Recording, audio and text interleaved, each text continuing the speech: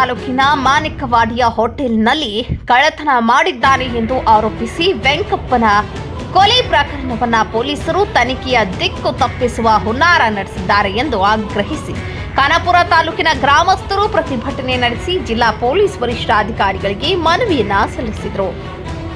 Hotel ಕಳ್ಳತನ ಮಾಡಿದ್ದಾನೆ ಎಂದು ಯುವಕನನ್ನ ಕೋಣೆಯಲ್ಲಿ ಥಳಿಸಿದ ಹಿನ್ನೆಲೆಯಲ್ಲಿ ಯುವಕ ವೆಂಕಪ್ಪ ಮೃತಪಟ್ಟಿದ್ದಾನೆ.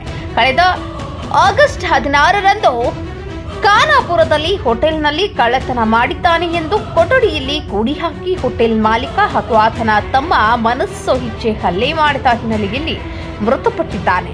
ಆದರೆ ವೆಂಕಪ್ಪನ ಕೊಲೆಗೆ ನ್ಯಾಯ ಕೊಡಿಸುವಲ್ಲಿ ಖಾನಾಪುರ ಪೊಲೀಸರು ವಿಳಂಬ ಮಾಡುತ್ತಿದ್ದಾರೆ ಎಂದು ದೂರಿದ್ದಾರೆ. ವೆಂಕಪ್ಪ ಹೋಟೆಲ್ನಲ್ಲಿ ಪ್ರಾಮಾಣಿಕವಾಗಿದ್ದ, ಸುಳ್ಳು ಆರೋಪ ಮಾಡಿ ಆತನನ್ನು ಥಳಿಸಿ ಕೊಲೆ ಮಾಡಿದ್ದಾರೆ.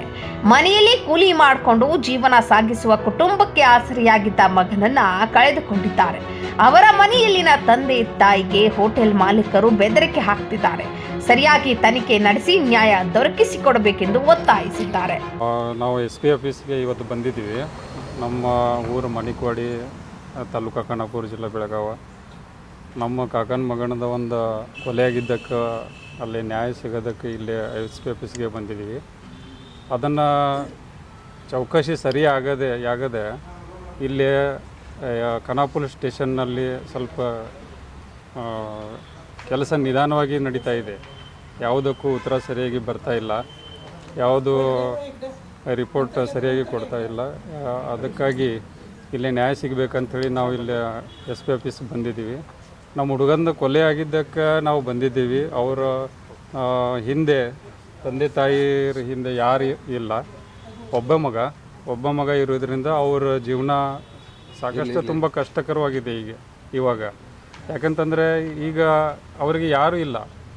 ಅವರು ಸಣ್ಣ ಒಂದು ಜೋಪಡಿ ಟೈಪ್ ಮಣಿ ಇದೆ. ಅದಕ್ಕೆ ಈ ಹೋಟೆಲ್ ಮಾಲೀಕರು ಇಬ್ಬರು ಭಾಳ ಹೊಡೆದಾಡಿನ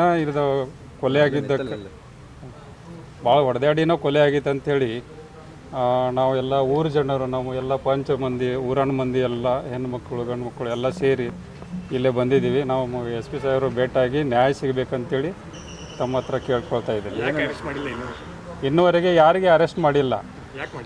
ಯಾಕೆ ಮಾಡಿಲ್ಲ ಅದನ್ನು ಕೇಳಕ್ಕೆ ಹೋದರೆ ಅವರ ಇನ್ನೂ ಮೆಡಿಕಲ್ ರಿಪೋರ್ಟ್ ಬಂದಿಲ್ಲ, ಯಾವುದು ಇದು ಪೋಸ್ಟ್ ಮಾರ್ಟಮ್ ರಿಪೋರ್ಟ್ ಬಂದಿಲ್ಲ ಅಂತೇಳಿ ಹೇಳ್ತಾ ಇದ್ದಾರೆ. ಏನು ಕೆಲಸ ಮಾಡ್ತಾರೆ ನಮ್ಮ ಹುಡುಗ ಅವ್ರ ಹೋಟೆಲಲ್ಲಿ ಕೆಲಸ ಮಾಡ್ತಿದ್ದ.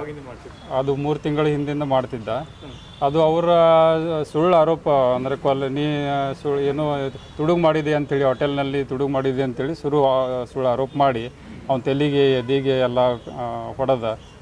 ಮತ್ತು ಅವರ 4 ದಿನದ ಬಿಟ್ಟು ಇಲ್ಲಿ ಸಿವಿಲ್ ಹಾಸ್ಪಿಟಲ್ಗೆ ಹಾಕಿ, ವೆನುಗ್ರಾಮಿಗೆ ಹಾಕಿ, ತಾನೇ ಒಂದು ಸ್ವಲ್ಪ ದುಡ್ಡು ಕೊಟ್ಟು ರಿಪೇರಿ ಆಗಲಿಲ್ಲ ಅಂಥೇಳಿ ಅವರು ಬಿಟ್ಟು ಓಡೋಗಿಬಿಟ್ಟಾರೆ. ಅವರು ಸರ್, ಈಗೇನು ಪೊಲೀಸರು ಅವ್ರಿಗೇನು ಹೆಲ್ಪ್ ಮಾಡ್ತಾ ಇದ್ದಾರೆ?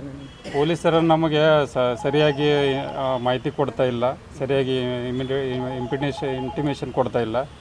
ಅದಕ್ಕೆ ಹಲಗಾರು ಜೀಪನ ಮಾಡ್ತಾ ಇದ್ದಾರೆ. ಅವರು ಯಾವುದಕ್ಕೂ ಉತ್ತರ ಸರಿಯಾಗಿ ನೀಡ್ತಾ ಇಲ್ಲ. ಮತ್ತು ಇವು ನಮ್ಮ ಕಾಕನ ಮಗನ ಮತ್ತು ಇವೆಲ್ಲರಿಗೆ ರಾತ್ರಿ ಕರೆದ ಒಬ್ಬೊಬ್ಬರನ್ನ ಸ್ವಲ್ಪ ಮಾಹಿತಿ ಕೇಳ್ತಾ ಇದ್ದಾರೆ.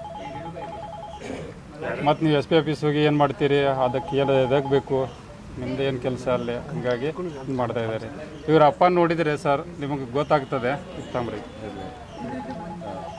ಇವರು ವಯಸ್ಸಾಗಿದ್ದಾನೆ, ಜಾಸ್ತಿ ವಯಸ್ಸಾಗಿರೋದ್ರಿಂದ ಇವ್ರ ತಲೆ ಸಹಿತ ನಡೆಯೋಂಗಿಲ್ಲ. ಅದು ಹೆದರಿ ಇವರು ಜೀವದ ಧಮಕಿ ಕೊಟ್ಟಿದ್ದಾರೆ ಅಂತ ಇವನಿಗೆ. ಅದರ ಸಂಬಂಧ ಸರ್ MA ಮೈಕರ್, ಮಾಣಿಕವಾಡಿ.